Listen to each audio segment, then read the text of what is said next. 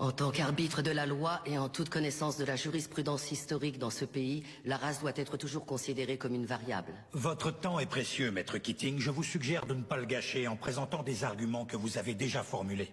Ce ne sont pas mes mots, juge Strickland. Ce sont les vôtres. Vous les avez écrits en 1985, dans le verdict de l'affaire Bryant contre la ville de Topeka, concernant la clause de protection égale face à un système d'attribution de logements sociaux.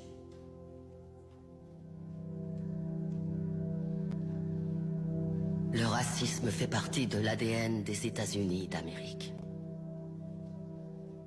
Et tant que nous fermerons les yeux sur la douleur de ceux qui souffrent de son oppression, nous ne pourrons jamais échapper à ses origines.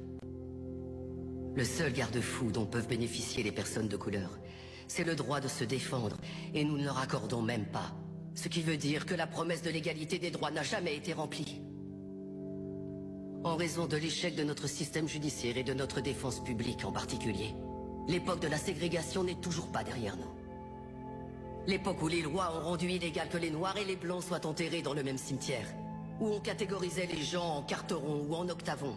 Où on punissait un Noir parce qu'il avait demandé des soins médicaux dans un hôpital pour Blancs.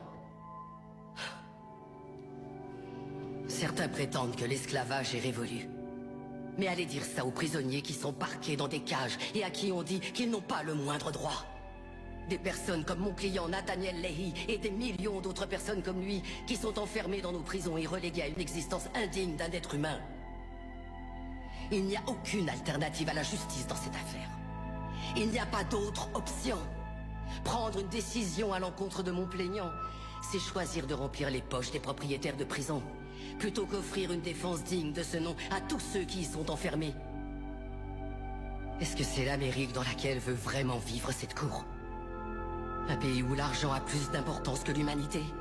Où la criminalité est confondue avec les troubles mentaux?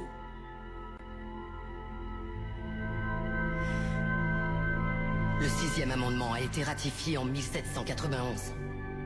C'était maintenant il y a 226 ans. Je pense qu'il est donc temps de réellement garantir ces droits à tous nos citoyens.